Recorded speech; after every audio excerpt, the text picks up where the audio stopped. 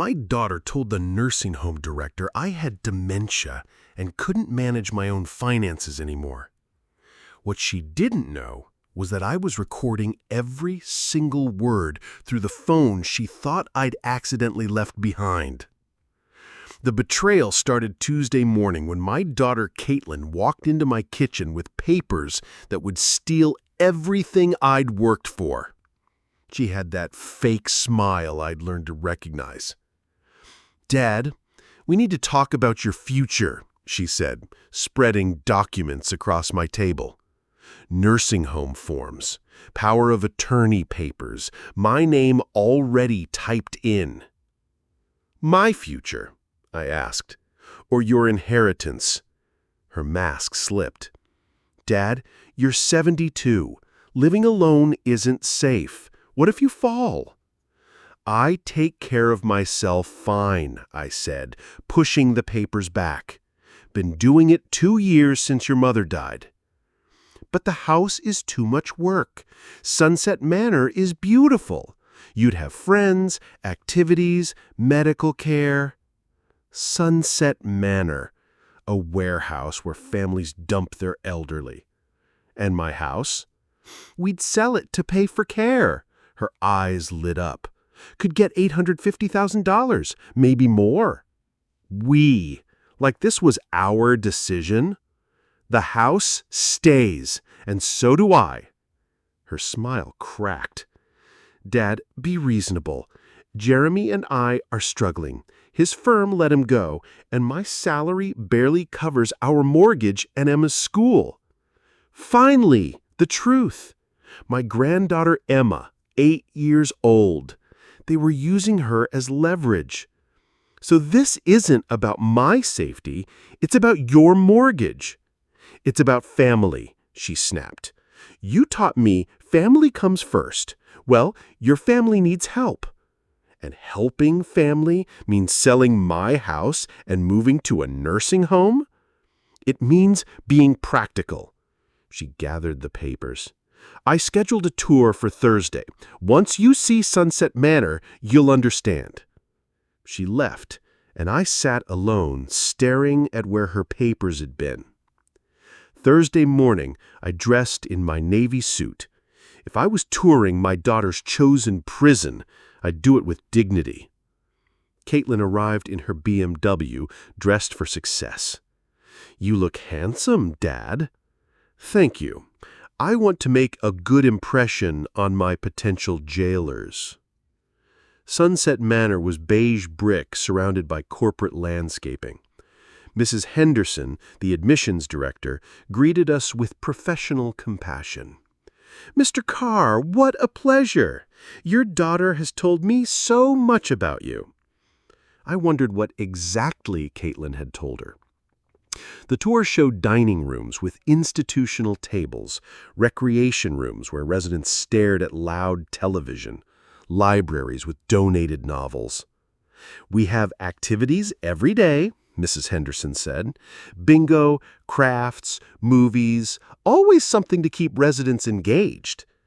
I watched an elderly man drooling at the Price is Right. This was engagement? "What about rooms?" Caitlin asked eagerly. We saw a small apartment, living area, kitchenette, bathroom with grab bars. Everything for survival, nothing for living. "Rent includes utilities, meals, housekeeping, and medical monitoring. Very comprehensive." "How much?" "For premium units, $4,800 monthly." "Very reasonable," Caitlin said quickly. "There are additional costs, personal care, premium meals, medical supplies. Most residents spend $6,000 to $7,000 monthly." $7,000 a month. My savings would be gone in 8 years. "I need the restroom." But I didn't go to the restroom. I pulled out my phone and started recording. Then I moved back toward the lobby to hear what I knew would happen. "He seems resistant," Mrs. Henderson was saying. "Common with elderly patients." "He's always been stubborn, but I'm worried about his mental state. Sometimes he gets confused, misplaces documents." My blood pressure spiked. Confused? My memory was sharp. Has he been diagnosed with cognitive issues? Not officially, but his doctor suggested we watch for signs. Living alone, we can't monitor his condition. Caitlin was laying groundwork to have me declared incompetent. We see this often. Adult children know when parents need help. Have you considered guardianship? We're exploring options, but we'd prefer Dad come to this decision himself, less traumatic, less expensive than court proceedings. We accept court-ordered placements if situations become untenable. I'd heard enough. I returned to find them discussing visiting schedules. All finished, Dad? Caitlin asked. Yes, I've seen everything I need. The drive home was tense. Finally, Caitlin couldn't contain herself. What did you think? I think it's a place where families dump elderly relatives they don't want to deal with. It's a care facility. It's a warehouse where people die while their children spend their inheritance.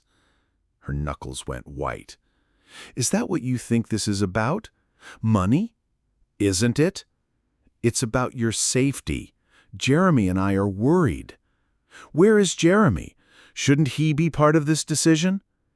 He's consulting now, freelance work.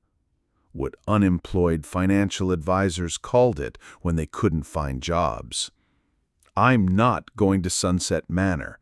I'm not selling my house. And I'm not signing papers giving you control. You're being unreasonable. I'm being free.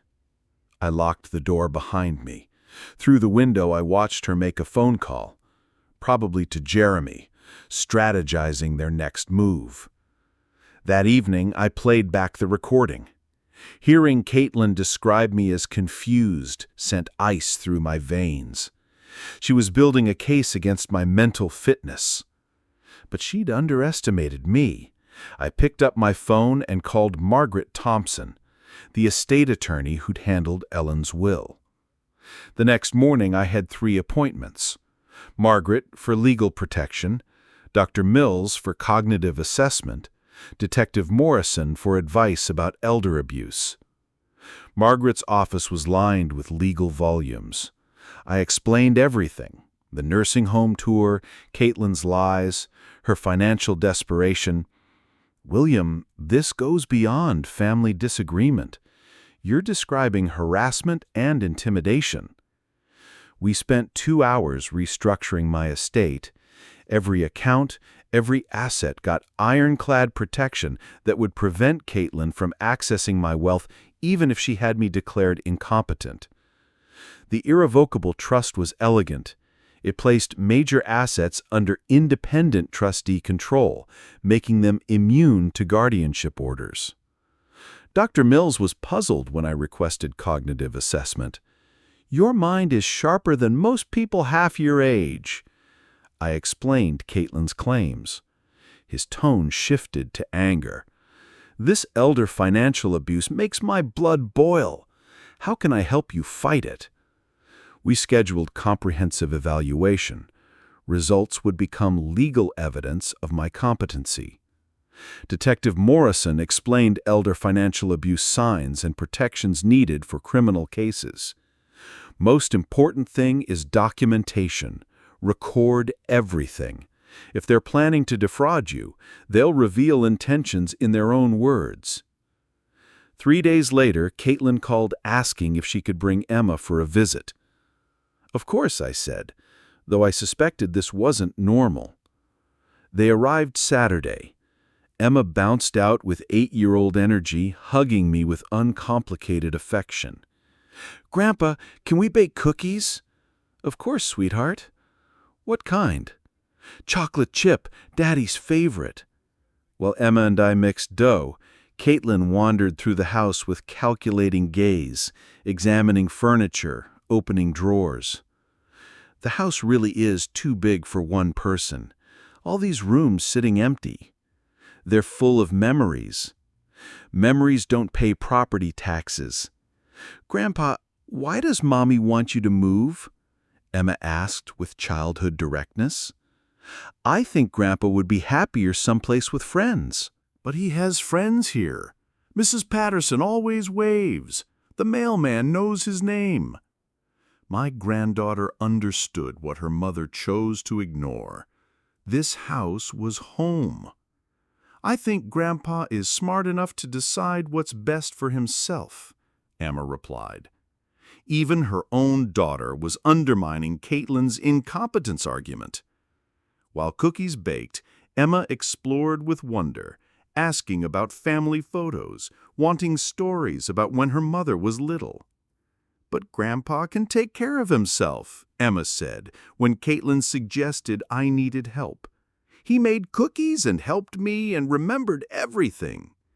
Brutal childhood honesty. Emma saw no evidence of the incompetence her mother claimed. When they left, Emma hugged me with sticky hands. Caitlin's goodbye was strained. "Think about what we discussed, Dad." "I think about it every day, and every day I become more certain of my decisions." After they left, I sat eating cookies and thinking about Emma's questions. Sometimes complex situations could be reduced to simple truths children understood. Mommy wanted me to move because Mommy needed money. My phone rang. Unknown number. "Mr. Carr, Mrs. Henderson from Sunset Manor. I wanted to follow up on your visit." "That's kind." Sometimes family members find it helpful to speak with someone neutral about assisted living transitions. We have a social worker who specializes in these conversations. A social worker who specialized in convincing reluctant elderly people to surrender independence. "I'm comfortable with my current situation. Your daughter is quite concerned about your welfare. She mentioned episodes of confusion, difficulty managing daily affairs." Caitlin's lies were spreading, creating official record of my supposed incompetence. "Mrs. Henderson, I'm perfectly capable. I just finished updating estate planning with my attorney yesterday." A pause. Sometimes elderly individuals can be influenced by outside parties when making important financial decisions. She was suggesting my lawyer had manipulated me. "All my decisions are my own." If you ever feel overwhelmed by independent living responsibilities, please call.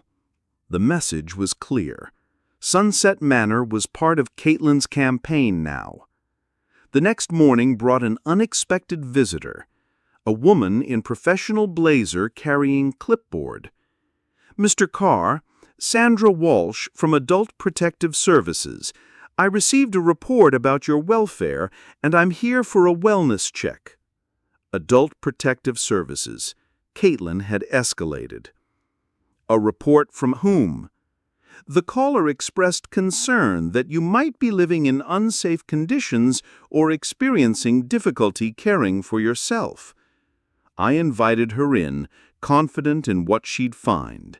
My house was immaculate, my appearance neat, my mental state sharp.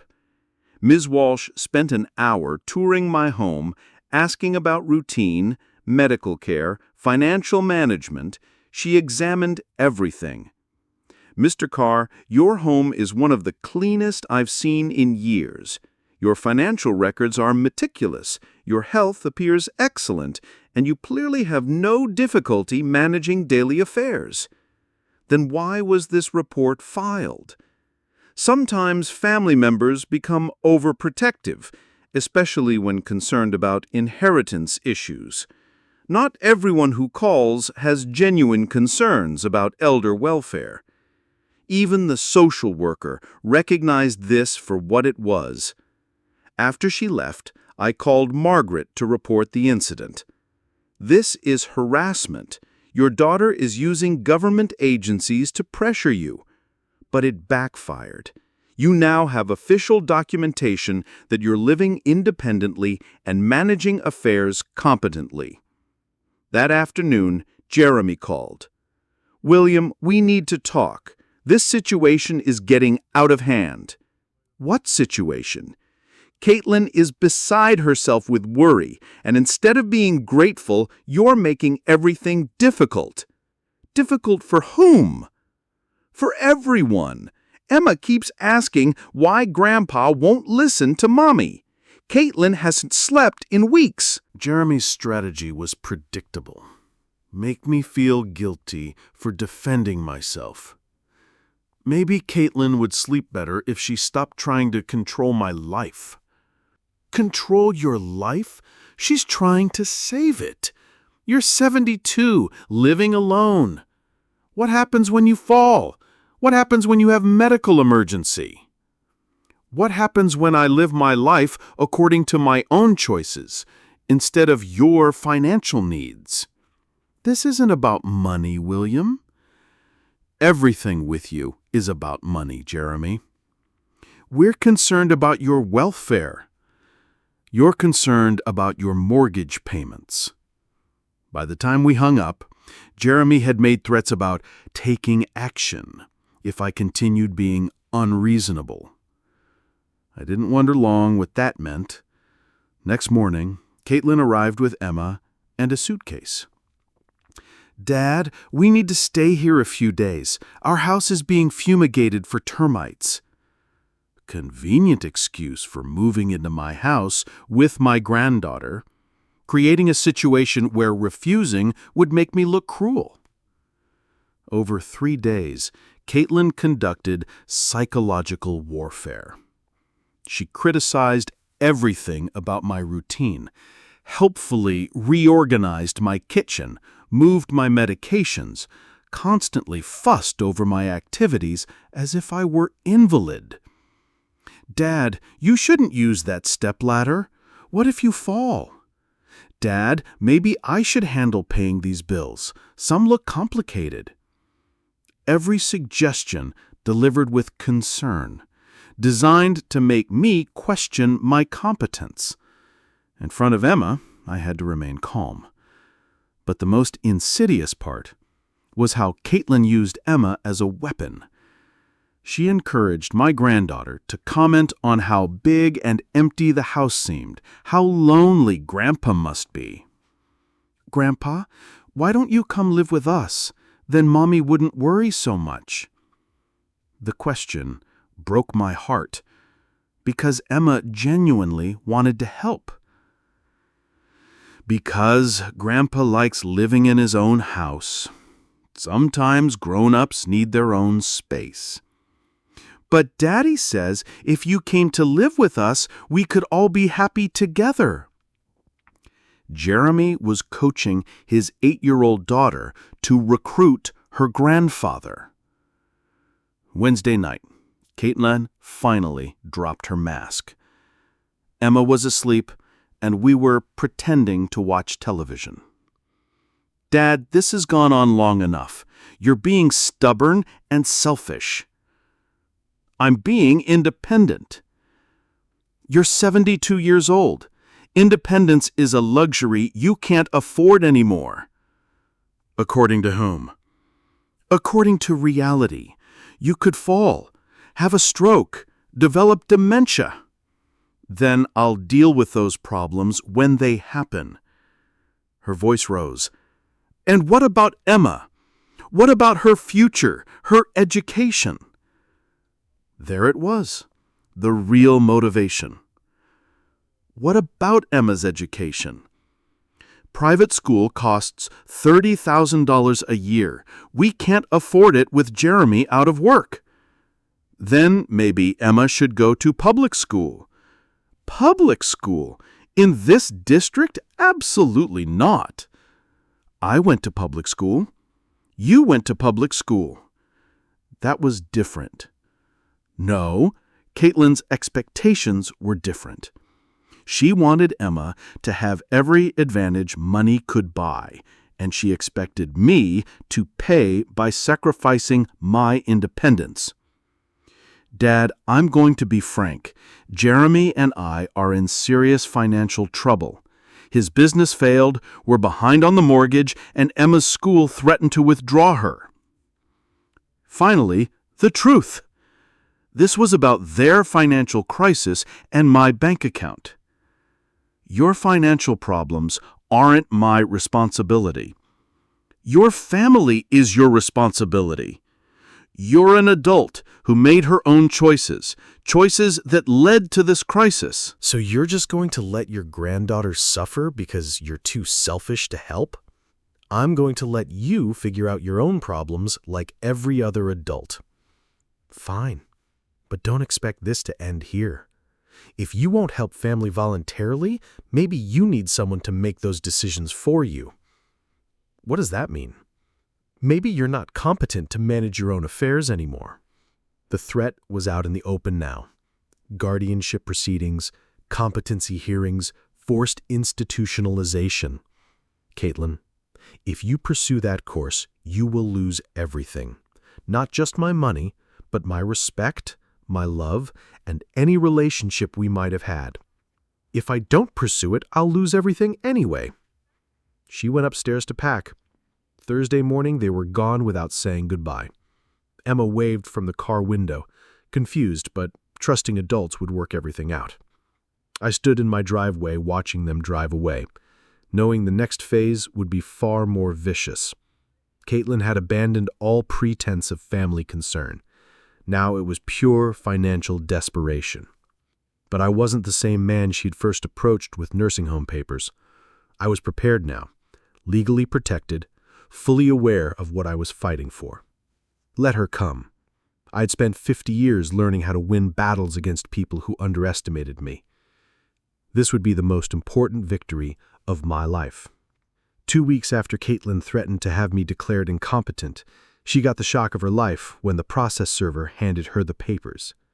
What she didn't know was that I'd been 3 steps ahead the entire time. The first shot in my counteroffensive came exactly 14 days after Caitlin's ultimatum.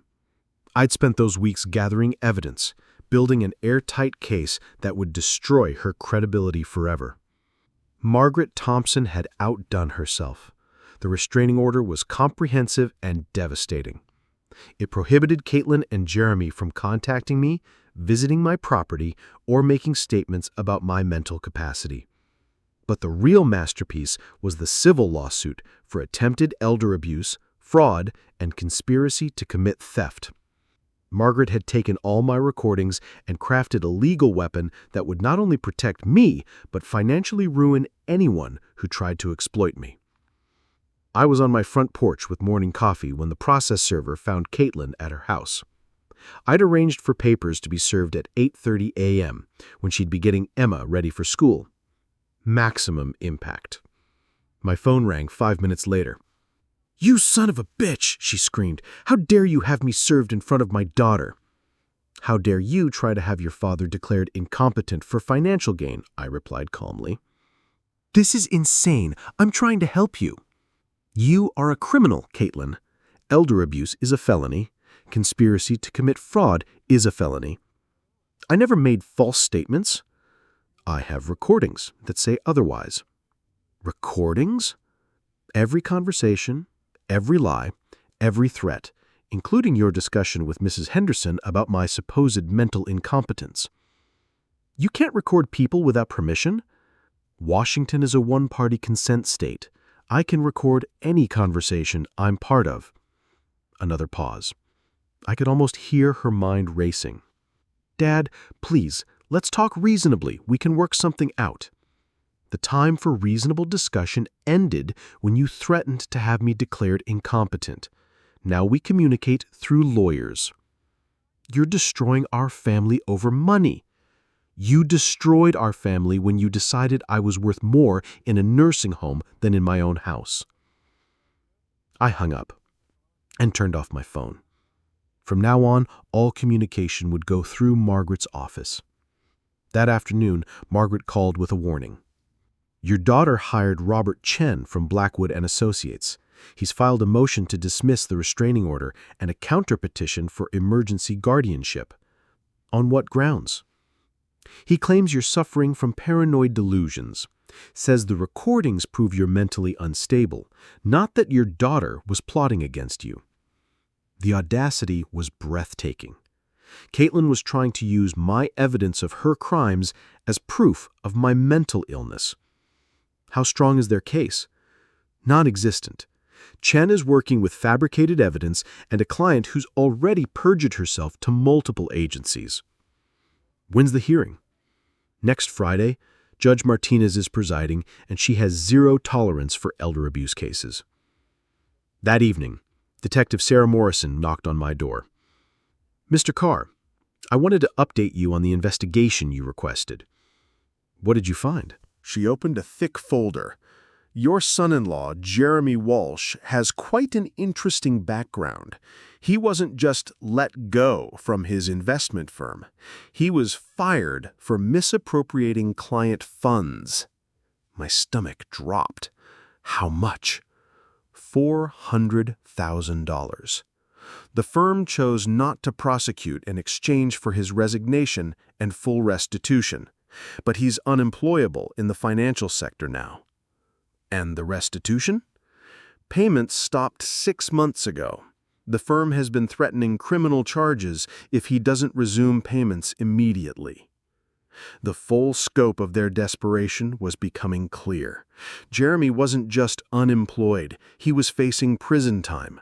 My money wasn't just wanted, it was desperately needed to keep him out of jail. There's more.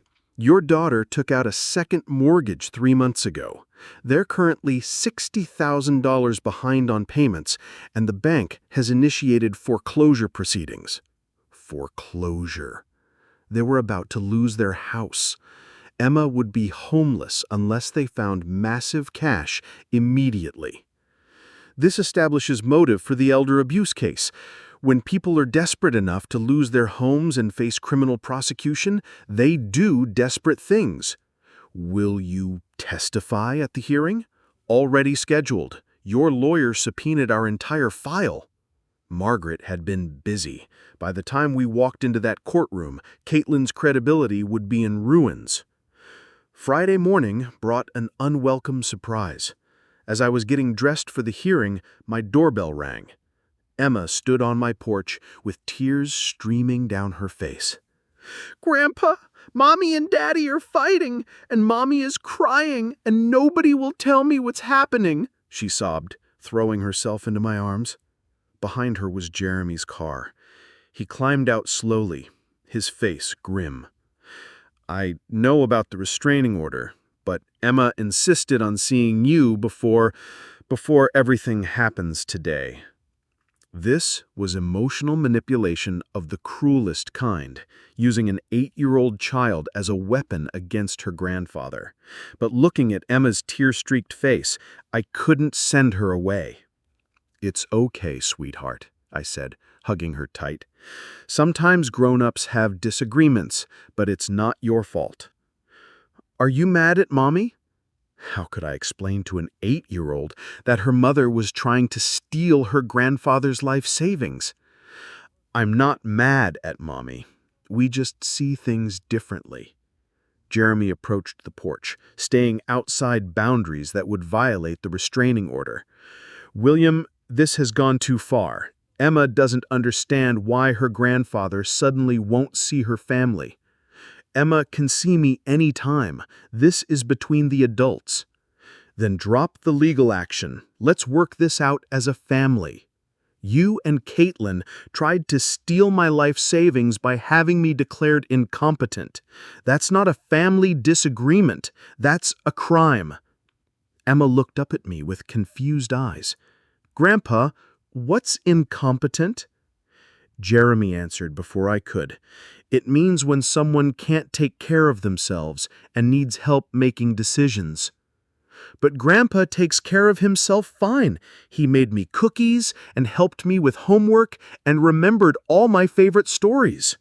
My 8-year-old granddaughter was a better character witness than any expert my lawyer could hire. "I think I know when my grandpa needs help, and right now he looks fine to me." Jeremy's face darkened. "Emma, get in the car. We need to go." Emma hugged me goodbye, whispering, "I love you, Grandpa," before reluctantly following her father. As they drove away, I felt the weight of what this legal battle was costing. Caitlin and Jeremy were poisoning her against me, making her choose sides in a conflict she didn't understand. But I couldn't let emotional manipulation derail my defense. They'd brought Emma specifically to weaken my resolve before the hearing. I wouldn't fall for it. 2 hours later, I sat in Judge Martinez's courtroom with Margaret at my side, watching Caitlin and Jeremy huddled with their attorney. Caitlin looked haggard, her usual polish replaced by worn desperation. Robert Chen was a sharp-dressed man who carried himself with confidence, but as he reviewed his files, I could see uncertainty in his eyes. He'd taken a case based on his client's lies. Judge Martinez was a woman in her 60s who'd built her reputation protecting vulnerable citizens from exploitation. "Mr. Chen," she said, "your petition claims Mr. Carr is suffering from paranoid delusions about his family's motivations. Present your evidence." Chen stood carefully. "Your Honor, my client is a loving daughter concerned about her elderly father's welfare. Mr. Carr has become increasingly suspicious and hostile toward family members trying to help him. He's making irrational accusations about financial exploitation and recording conversations obsessively." "And your client believes this indicates mental incompetence?" "We believe it indicates early stages of paranoid dementia, yes." Judge Martinez turned to Margaret. "Miss Thompson, your response." Margaret stood with confident bearing. "Your Honor, we have extensive evidence that Mr. Carr's suspicions about his family's motivations are not only rational but completely accurate." She began with the recording from Sunset Manor, playing Caitlin's voice as she described me as confused and potentially incompetent. The judge's expression hardened as she heard my daughter fabricating evidence of mental decline. Then came Detective Morrison's testimony about Jeremy's theft of client funds and their impending foreclosure. The financial desperation that motivated their scheme became impossible to deny. Margaret played more recordings, Caitlin threatening to have me declared incompetent, Jeremy coaching Emma to pressure me, Mrs. Henderson discussing court-ordered placements. By the time Margaret finished, Caitlin's case had collapsed completely. She wasn't a concerned daughter. She was a desperate woman who'd manufactured lies about her father's mental state to access his assets. Judge Martinez's voice was ice cold when she delivered her ruling. "Mr. Chen, your client has committed perjury in this courtroom and fraud against multiple agencies. She has attempted to exploit her elderly father through deception and intimidation. Not only am I denying your petition for guardianship, I'm referring this case to the district attorney's office for criminal prosecution." Caitlin's face went white. "Your Honor, please." "You will not address this court directly, ma'am. Your actions represent the worst kind of elder abuse, exploitation of a parent by their own child for financial gain." The judge turned to me. "Mr. Carr, I've reviewed extensive documentation of your mental capacity, your living situation, and your financial management. You are clearly competent to make your own decisions, and this court will ensure that right is protected." The restraining order was made permanent. The civil lawsuit would proceed, and most importantly, I was free to live my life without interference from people who saw me as a source of money rather than a human being. As we left the courthouse, Margaret pulled me aside. "William, this is a complete victory. Your daughter can't contact you, can't make claims about your mental state, and can't interfere with your life in any way." "What about Emma?" "That's more complicated.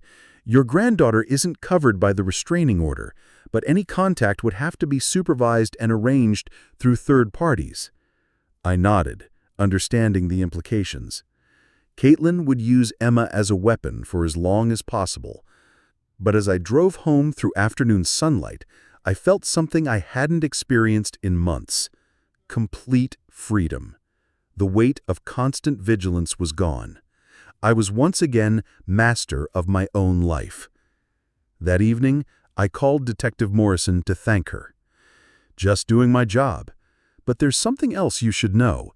The DA's office has decided to prosecute your daughter and son-in-law for elder abuse and fraud. They'll probably offer a plea bargain, but they're looking at serious jail time if they go to trial." Jail time. The final consequence of their greed. What happens to Emma if they're both incarcerated? That would be up to family court.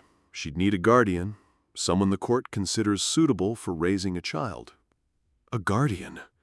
I thought about my bright, loving granddaughter caught in the middle of her parents' criminal schemes. She deserved better than parents who valued money more than family. Detective Morrison, if I were to petition for custody of my granddaughter, would my recent legal battle hurt my chances? Are you kidding? You just proved in court that you're mentally competent, financially stable, and the victim of your daughter's crimes. You'd be the ideal guardian candidate. That night, I sat in Ellen's favorite chair and thought about the future I'd never planned for. Raising an 8-year-old at age 72 wasn't what I'd expected from retirement. But Emma was innocent of her parents' crimes, and she needed someone who would love her unconditionally. 3 weeks later, I received a call from Robert Chen. Caitlin and Jeremy had accepted a plea bargain. 2 years in minimum security prison in exchange for full restitution to Jeremy's former clients and a guilty plea to attempted elder abuse. "My client asked me to tell you that she's sorry," Chen said. "She hopes someday you can forgive her." Sorry. After months of lies, manipulation, and attempted theft, Caitlin thought an apology would repair the damage? Tell your client that forgiveness is earned through actions, not words, I said. If she wants my forgiveness, she can start by ensuring Emma has a stable, loving home. 2 months later, Emma moved in with me permanently. The transition was easier than expected. She was resilient in the way only children can be, adapting with grace and optimism. "Grandpa, why did Mommy and Daddy have to go away?" she asked one evening as we worked on homework. "Because they made some bad choices," I said carefully. "Sometimes when grown-ups make bad choices, they have to face consequences." "Will they come back?" "Someday. But until then, you're going to live with me. Is that okay with you?" I looked at this beautiful, innocent child who'd been caught in the crossfire of adult greed. She deserved a childhood free from manipulation. She deserved to grow up knowing that love wasn't conditional on financial compliance. Emma, having you here is the best thing that's happened to me since your grandmother died. And I meant every word. 6 months later, I was on my front porch watching Emma play in the backyard when Mrs. Henderson from Sunset Manor slowly drove past my house. She slowed, stared at me for a long moment, then drove away quickly. I smiled and waved. Let her see the supposedly incompetent old man living independently, raising his granddaughter and managing his affairs with perfect clarity. My daughter had tried to steal my freedom, my dignity, and my financial security. Instead, she'd lost her own freedom and given me the greatest gift imaginable, the chance to raise my granddaughter with the love and stability she deserved. Emma ran over to me, grass stains on her uniform and joy radiating from her face. "Grandpa, can we make cookies tonight?" "Of course, sweetheart. What kind?" "Chocolate chip. They're your favorite now too, right?" I pulled her into a hug, this precious child who'd become my second chance at parenthood. They're my absolute favorite. But the story wasn't quite over yet. 1 year later, on a crisp autumn morning, I received an unexpected phone call from Jeremy, calling from prison. "William, I need to talk to you about something important." I almost hung up, but something in his voice made me pause. "You have 2 minutes. I found something in our house before everything happened, something Caitlin hid from both of us. It's about Emma's trust fund." "What trust fund?" "The one your wife, Ellen, set up before she died, the one Caitlin never told you about." My blood ran cold. "What are you talking about?" "Ellen came to our house 6 months before she passed. She was concerned about Caitlin's spending habits, her gambling, her financial irresponsibility. She set up a $200,000 trust fund for Emma's education, with specific instructions that Caitlin could never access it." I sank into my chair. Ellen had never mentioned this to me. Caitlin found the documents after Ellen's funeral. She's been trying to figure out how to break the trust ever since. That's why she was so desperate to get control of your assets. She thought if she could prove you were incompetent, she could challenge Ellen's trust as well. The pieces fell into place.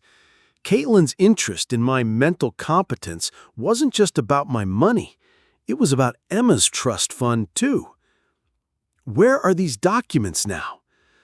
Hidden in a safety deposit box, box 247 at First National Bank. The key is taped under Emma's old toy box in the garage. After I hung up, I sat in stunned silence. Ellen had never mentioned this to me, but Caitlin had been trying to steal from her own daughter.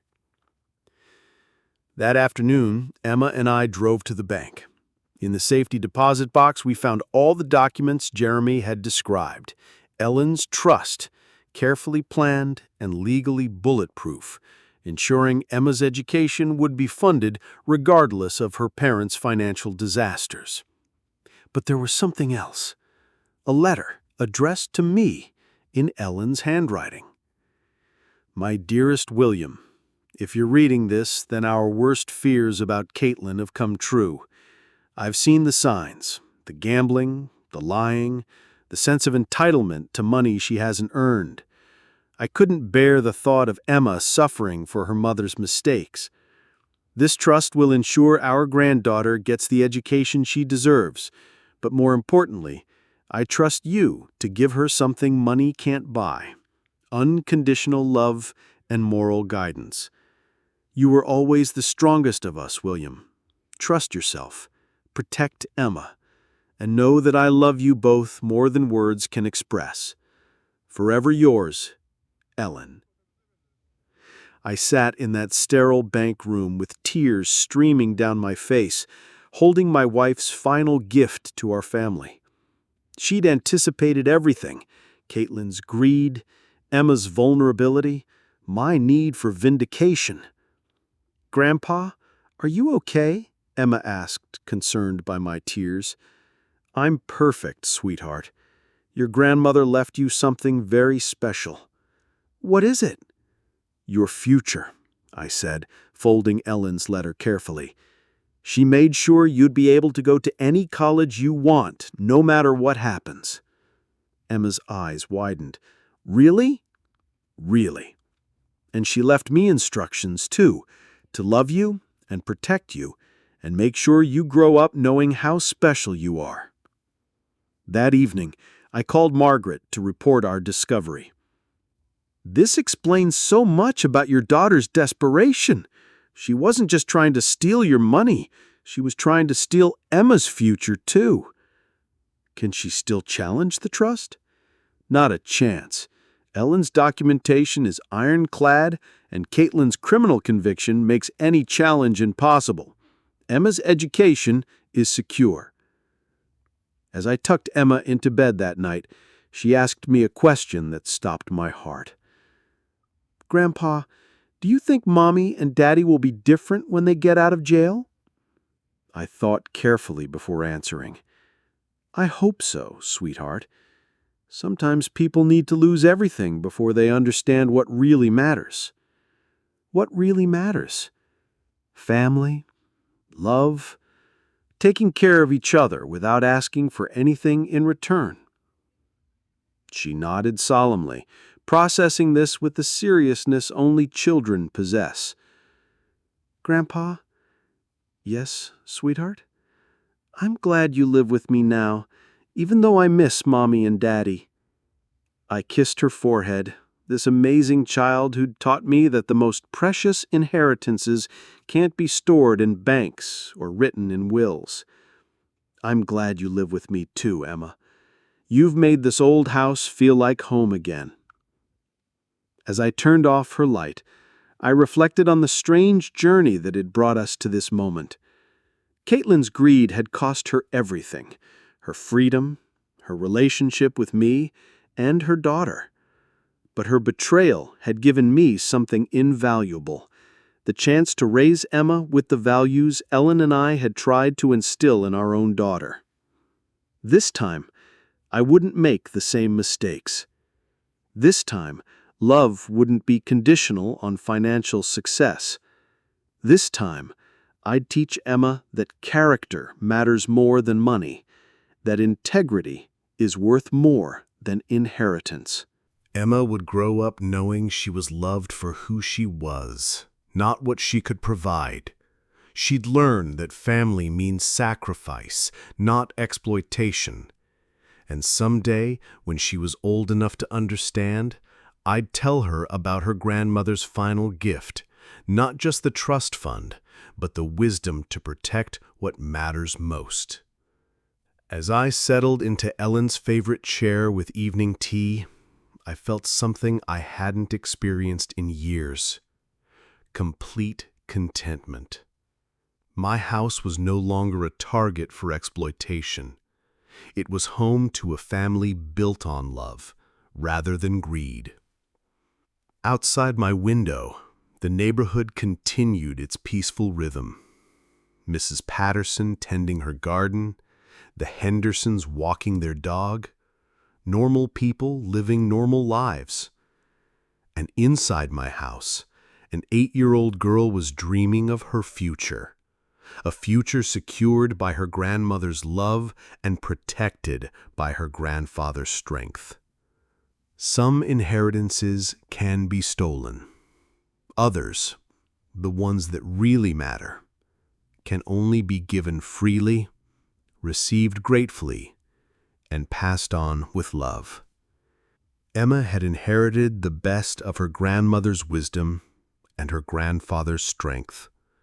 That was a legacy worth more than all the money Caitlin had tried to steal.